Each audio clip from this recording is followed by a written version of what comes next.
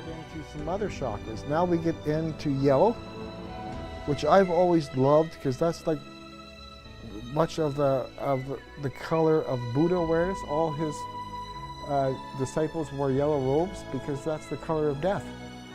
It symbolized death is very much a yellow. And so this is third chakra right there in the Hara. This is our death center. And it actually is very, very important because death is all around us in each moment. And it actually, in the Western world, from a Western existential perspective, we try to fight death. It's like the confront. This is where, even in our groups, where the guts really starts opening up. And so I always have people just be one with the abyss. Just surrender and just be the abyss. But in the Western world, we try to fight death, and like through our heroic egoic projects, rather like going to the moon. There's a heroic egoic project. I mean, I think it's important, but at a certain level, it's really quite a. It can be like a hero's journeys. And lots of hero's journeys aren't actually actual hero's journeys. They're like heroic ego journeys. And so what we need to do is actually to have the courage to meet death head on, and have death open up right inside of us. As Heidegger would say and said, nothingness isn't just outside of us. Nothingness opens up inside of us. Nothingness is not just on the far side, it's also on the near side. So we can all, and we have that in the group lots, we all have experiences of, it's an intense confrontation with nothingness. And so the Eastern perspective really actually accepts the confrontation with nothingness and goes into nothingness even further. Now, as opposed to the Western perspective, which confronts nothingness and kind of repels back and has an experience of lack. Because if you're fighting nothingness, you always will have an experience of lack, because nothing, can we ever defeat nothingness? No, it never happens. And if we try, we'll always have an experience of lack because nothing really works. So always will be in a position of lack. And that's the sense of the Western world. It's trying very hard, but it's always coming from, not from fullness, but from lack. So, but the Eastern world dives into this very intensely. And so what happens, and this is the beauty of, say, the Heart Sutra, is from the Eastern world and the Buddha. And for example, even Osho's discourses on the Heart Sutra are just absolutely wonderful, is we have to dive into nothingness and death directly. And we spend a lot of our time in that, in these groups. And surrendering, and it's not just observing. See, it's not observing death and nothingness. That's not intense enough. That's still retreating. No, we plunge in and we surrender to death and nothingness. And we become one with the abyss, which basically means we drop the I and we just are the abyss right here in the moment. We are death right here in the moment. And death, it can be very ecstatic. If we let go, death is very, very intense, because there's things death reveals that's not normally in life. It's so ecstatic and it's so vertical and so vast and intense, it can make life very, very, very intense and so precious in each moment. But you see that when we have newcomers that come to this group, this is one thing they're not prepared for. They think it would be like, la la la la la la la la la la, and then no, boom, put people in the abyss. And like, Brent's laughing because his friend had a hard time with the abyss when he came. So, but it seems very natural to talk about it today because we're always in the abyss. And so I would say the Buddha is the shining example of someone that went totally into the abyss.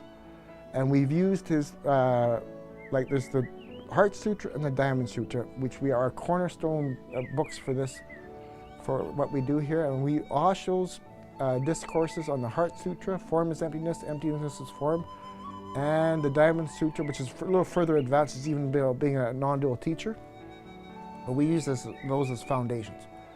So the other thing though is, and I'll just mention this about the Heart Sutra, and we can get back into this later, is that right there, the Buddha says, right in the middle of the Heart Sutra, that it's all about the wisdom of non-attainmentness. Non-attainment. That means it's not about attaining something. You see, what happens in the Western world, when we hear about enlightenment and awakening, our Western goal-oriented mind says, sign me up for that.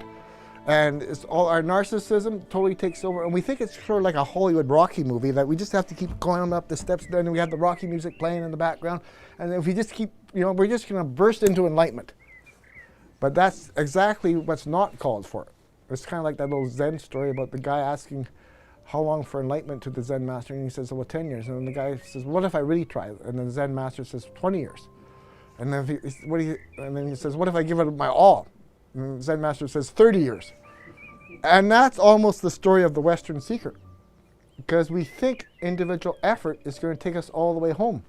We're trained on that. It's kind of like, the self-improvement model. But you see, as Adyashanti talks a lot about, the ego trying to go beyond the ego, the only actual result for that is not awakening, but failurehood. So his path is total failurehood, and then someone like Trumka and some of the other people, they either talk about failurehood or absolute hopelessness. We think we can conquer existence. Can we conquer existence? No. Can we conquer death? No. We can only be, as the Buddha said, in suchness.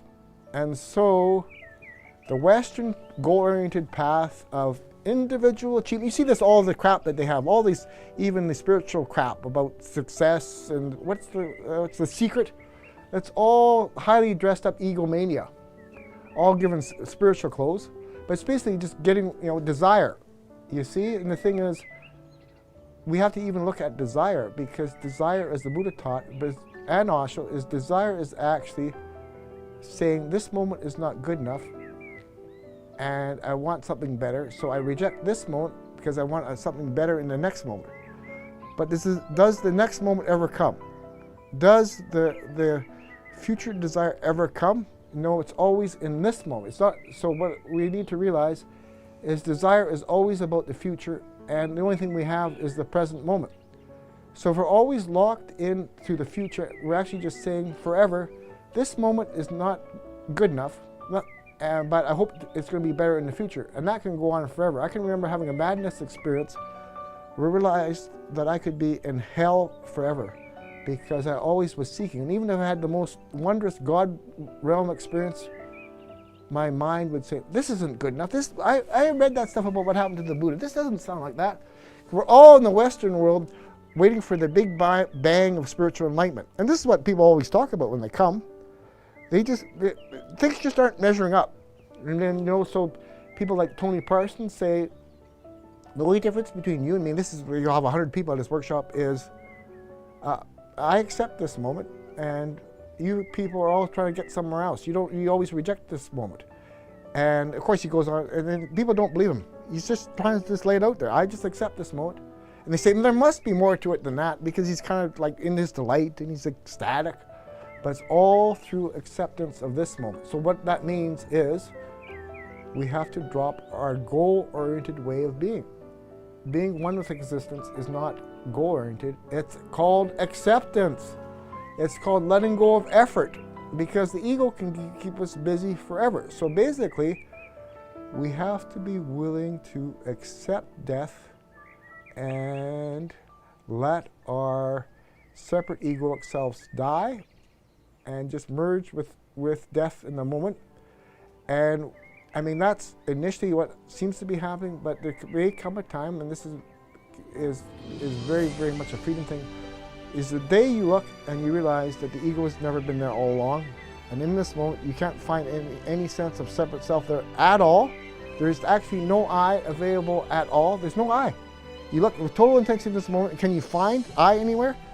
People, I've been working with prisoners the last little while what's that called? Facebook me, and they're in terrible trouble. But I give them little 5-minute little things a day, and they've been in jail for like 10 years, and no one's ever taught them that their I is at the center of their illusionary ego existence, and no one's ever taught them that they can let the I go, because this is what Papaji would do. Papaji, people would come to Papaji, and he immediately give them a sense they can be enlightened right here, right now, by looking at what are they identifying with? The I thought. See, all of our egoic awareness is tied to the I thought, which is at the center of our thought process. And so, do we need that I thought for function? No, we don't need that I thought. I would do lectures where I would totally let go. I would not have an I thought. I'd go at it hard for an hour and a half with no I thought, and I wouldn't even know what the next thing I was going to talk about. And I just let the absolute come through me. No I thought's necessary, but we get taught you need your I center of organizing, your I thought out. We can let that go, and that helps us dissolve into nothingness and enjoy the absolute. Then we can have experience of the absolute. And so we just learn to tap in and become one with the abyss. And even though we lose personal will, because that's my experience, and I had experience of losing personal will from a positive, which is just wonderful. You move to absolute will, but I also had the experience of losing personal will and you got nothing. And then I actually thought that I was going to end up being a homeless person, because personal will can go, but you also lose your capacity to even take care of yourself. And I was just, the only thing that saved me was having some clients and watching golf on TV. Because and the basketball. So for some reason I found that interesting. What can happen is I went through a time where nothing was interesting, not anything. But I found golf interesting, and I found watching their anxiety. They're professional golfers, but they're getting so anxious. I thought they needed Zen training. And then I watched this basketball interesting because there's so much pressure on the end, but some of them are like being able to actually score with 1 second left, a big jump shot to win the championship, or as Kawhi Leonard did to win that against the Philadelphia team. That's pressure. And to be able to sink, that's good. So, there is my experiences. For some reason, I've taken, this may be related to my past lives. This is a level I feel very comfortable at. Because I find that people, what happens is that at this level, we tend to actually work on death at a mind level and a heart level, but we don't work at, because death starts showing up in our mind starts lowering right down to our base chakras, and we start grasping at survivalhood like almost an existential arm. I think Adyashanti's got some nice descriptions of this. So it's like our mind's not all in our base chakras, and so we hang out, we don't want to die. Like this is the middle of in trauma we say, in trauma, real intense trauma, the person basically says, I don't want to die, I don't want to die, I don't want to die. That's our protest, I don't want to die. And then of course we disassociate because we don't want to die. And so we have to get around to this acceptance of death. And it's amazing how fast your trauma dissolves if you've accepted death. Because underneath everything is the fear of death. Oh, and there's some other stuff, but we won't talk about that today. Like there's fear of eternal bewilderment, for example, which is starting to really get into, like you're basically fearful of being in hell forever. I think that's something that people can be frightened of. I've had experience with that. That's a tense one that has to be let go of. For example, Carl Rance had the experience of accepting he could be in hell forever. As soon as he accepted he could be in hell forever, the flash came. Total flash of energy. But those are other, all need time to work through. So now we're getting, and that's just a little talk on yellow and the death realm. So we're getting a little higher and higher, and now making sense?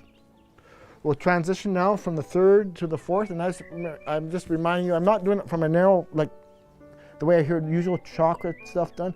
I'm talking about this from a whole vastness of existence, as within, without. And so there's levels of godly realms involved with each of these chakras. And so, the other thing is, and I'll just say this for my own confession, one of the biggest mistakes I ever made is take somebody else's advice on this death stuff, not based on my own awareness. And I read some Adi Dal stuff, and I thought he knew what he's talking about. I mean, well, he half knows what he's talking about. He's also the biggest narcissist of all time. But I took some advice about death from him, and that was terrible. That was related to my cancer, because I created a panic attack, because he said you have to leave the body for 3 days after death to let the energy clear out, But then then I had signed up for organ donation. And they don't wait for 3 days. They give you like maybe half an hour at the most. And so I literally thought I had fucked myself. And I caused a huge panic attack. You know what I did right there? I caused my cancer. Because I convinced myself that I had just screwed myself. And all I had to do is go through my past lives and look at my death episodes and how I was able to let go and up right through the crown chakra, boom. It doesn't, I mean, if you're gibbled up, it takes 3 days. Or if you're a very, very vast soul and you've got so many connections with beings that everybody wants to, it can be like because when a vast soul or a presence dies, people can become enlightened just by like surrendering to that, because there's energy is just going back, dispersing into the vastness. So I guess the one thing is, I would say always, this was Krishna's thing, always your own nature. Always trust in your own nature, and that's it. And that's even the Buddha said that. Always trust in your own awareness. Don't believe anything I say. So I believed some of that stuff, and I paid. It's not his fault. I did it to myself.